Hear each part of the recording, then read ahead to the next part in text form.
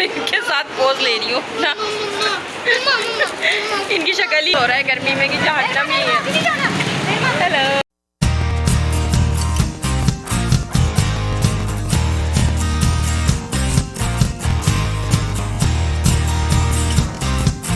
तो hello guys, कैसे हैं आप सब। उम्मीद है कि आप सब खैरियत से होंगे। बहर के जहाँ में आपका स्वागत है। अस्सलाम वालेकुम। तो यहाँ पे मायरा देखिए मेरे साथ क्या कर रही है। ये हमेशा नमाज़ पढ़ने में मेरे साथ यही करती है। कहीं भी होगी ये ढूंढ के आ जाएगी मुझे कि मम्मा नमाज़ पढ़ रही है, तो उनकी पीठ पे मुझे बैठना है और कह रही मज़ा नहीं आ रहा है। मुझे कान में बोल रही मज़ा नहीं आ रहा है, मज़ा नहीं आ रहा है।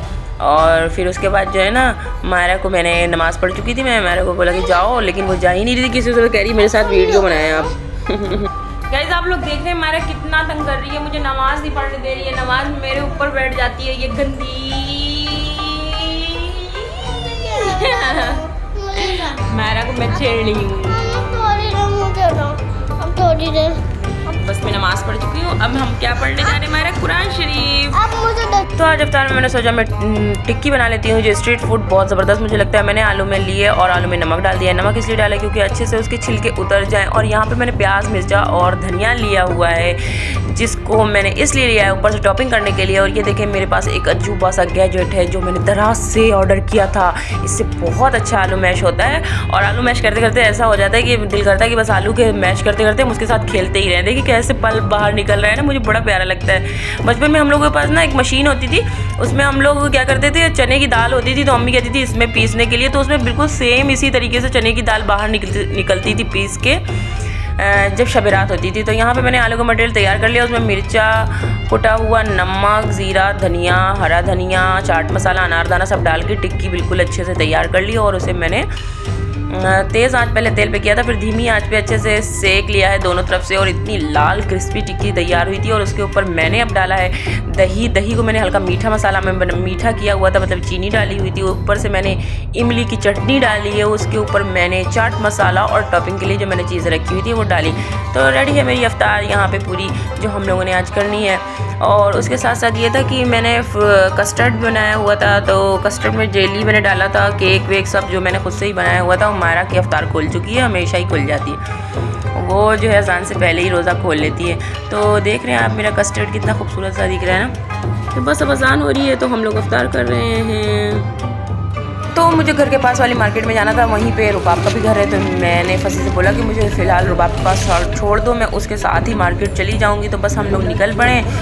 तो हम फसी के दोस्त के साथ जा रहे थे। फ़िलहाल वो लोग घर पे आए हुए थे, फसी को कुछ काम था, फसी ने कहा उन्हीं से छोड़ देने। तो ये रास्ते में यही मार्केट है और ये बहुत रश था, इतना रश था। फिर मैंने कहा मैं रुबाब के साथ ही आऊँगी।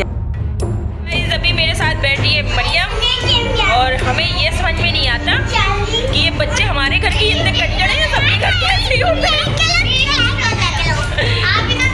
ये देखिए आप, रोज़ैन, मलाहिम, हुसैन, मरियम, 5 बच्चों ने 10 बच्चों से ऊपर का आटा दिया हुआ। मायरा की कोनी अंगूर लग रही है, अंगूर। इतना शोर।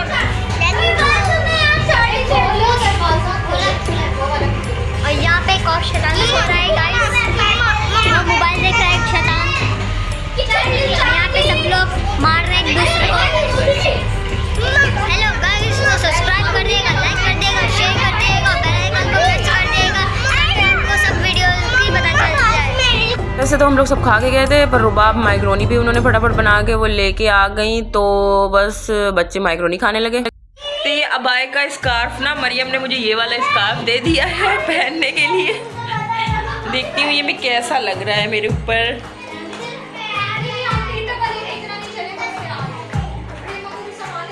तो गाइस मैंने अपना ही स्कार्फ लगा लिया है और हम लोग जा रहे हैं मार्केट रुबाब के साथ। तो बस मार्केट पहुँच के आपसे मिलते हैं मार्केट में, और मैं दिखाऊंगी कितना ज़्यादा रश हो रहा है वहाँ। आप देख के ना सोचेंगे कैसे लोग जा रहे हैं। और अभी से, और चांद रात वाले दिन अगर देख ले तो बहुत ज़्यादा ही रश होता है।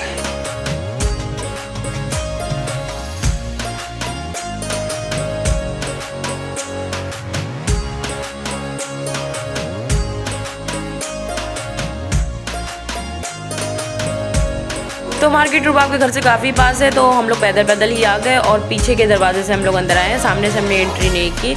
और आते ही हमें एक बहुत प्यारा सा ड्रेस दिखा, जिसे हमने पूछा मरियम के लिए। ये ब्लू स्कर्ट और ब्लैक जो है ऊपर का टॉप था।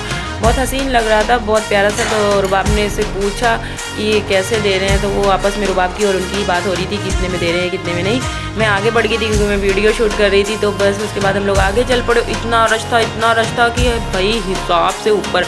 मुझे समझ में नहीं आता, इतने छोटे छोटे 2-2 महीने के बच्चों को औरतें लेके मार्केट में टहलती रहती हैं। भाई साहब मुझे बोल रहे थे 95 में मेकअप की सेल लगाई। अब क्या मिल रहा होगा पाकिस्तान में 95 में ये तो हैरत की बात है भाई कि पाकिस्तान में 95 में कुछ मिल जाए। और यहाँ पे बहुत प्यारी प्यारी वॉचेस थी जो मुझे बड़ी हसीन लग रही थी। मैंने कहा ठीक है मैं ले लेती हूँ, क्योंकि ये सब मेरा शौक़ है। मुझे ज़्यादातर पर्स का, घड़ियों का और ग्लासेस का बहुत शौक़ है। ज्वेलरी भी मुझे पसंद है, लेकिन ज्वेलरी बस ले लेके कलेक्ट करके रखती रहती हूँ, पहनती नहीं हूँ। यहाँ एक गला था ये वाला मिरर वर्क पे, बहुत प्यारा लग रहा था। तो मेरे पास एक ब्लैक शर्ट थी जो मैंने देनी थी इसे सिलाने के लिए, तो मैंने उसके लिए मैं सिलेक्ट कर रही थी। मैंने सोचा चलो ले लेती हूँ, फिर मैंने उससे ले ही लिया, क्योंकि जिस पे दिल आ जाए वो चीज़ ले लेनी चाहिए, फिर बाद में पछतावा होता रहता है। तो बस हम लोग आगे बढ़ चुके थे। आगे क्या हमें जीने से ऊपर जाना था। हम अभी ग्राउंड फ्लोर पे थे तो हम ऊपर जा रहे थे, क्योंकि मुझे जहाँ काम था वो ऊपर ही। एक दर्जन है, उनको मैंने बहुत पहले अपना कपड़ा दिया हुआ था, रमज़ान से पहले ही दिया हुआ था, पर उन्होंने अभी तक स्टिच नहीं किया। तो क्योंकि आपको पता है कि यहाँ पे सारे ट्रेलर्स जो है ना रमज़ान में इतने ज़्यादा बुक हो जाते हैं कि उनकी वो फिर कपड़े किसी के लेते ही नहीं। खैर मैंने पहले दिया हुआ था और वो उनको मैंने परमानेंट टेलर अपना बना लिया है, तो वो मेरे कपड़े तो खैर दे देंगी। तो ये वो दुकान है जिस वजह से मैं फंसी के ज़्यादातर जीन्स से लेती हूँ। दुकान तो छोटी है लेकिन जीन्स से बड़ी इम्पोर्टेंट होती हैं और बहुत ज़बरदस्त होती हैं इनके पास। अच्छा जी, ये मेरे ख्याल से ब्यूटी पार्लर इन्होंने खोला हुआ है, तो मैंने सोचा चलो मैं भी अपना फोटो शूट कर लेती हूँ। देख रही हूँ सामने वहाँ दूर तक कितना रश है ना, हम लोग देख रहे हैं ना पूरे में। अच्छा, रास्ते में बढ़ते बढ़ते मुझे ये 3 बहनें मिली जो तीनों बिल्कुल सेम ड्रेस में थी, बस इनका मुंह नहीं था।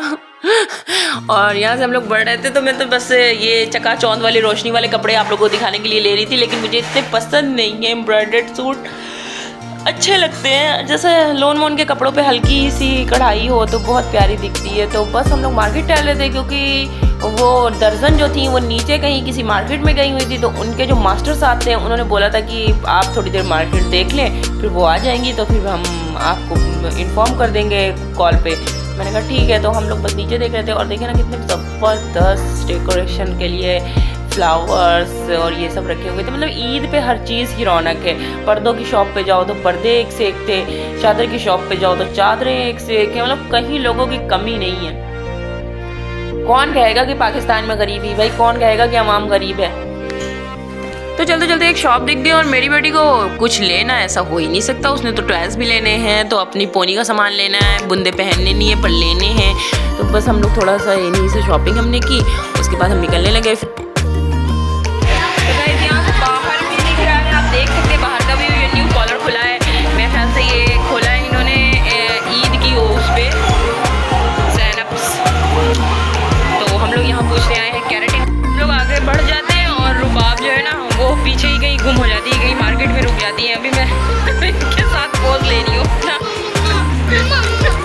इनकी शक्ल ही नहीं है पीछे। वही में ना वाकई में जिसने भी कहा जाता है, मेरे डैडी कहते थे कि बाजार जहन्नम, तो यहाँ की यही एहसास हो रहा है गर्मी में कि जहन्नम ही है। हेलो, तो हम लोग वापस बाहर निकल आए हैं और अब जा रहे हैं।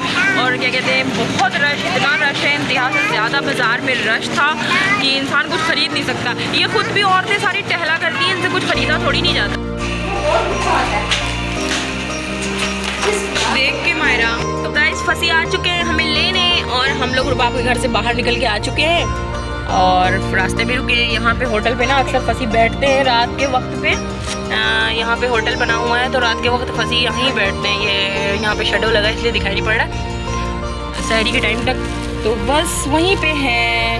और आज का दिन बहुत ज़्यादा थकावट भरा था हमारा, मेरा तो बहुत था। पक्की बात बताऊँ, आज मुझे रोज़ा बहुत लगा कसम से। इतना मेरा चक्कर खा रहा था, दिमाग एकदम दिमाग उड़ा जा रहा था। अभी तक सर झंझन कर रहा है, बस दिल कर रहा है सो जाऊँ किसी सूरत से। घर जाऊँगी बस सो जाऊँगी। फिर मिलते हैं आपको अनदर व्लॉग में इंशाल्लाह। सब्सक्राइब माई चैनल और दुआओं में मुझे हमेशा याद रखिए और बहुत सारी दुआएं दीजिए। बाय बाय, अल्लाह हाफिज़।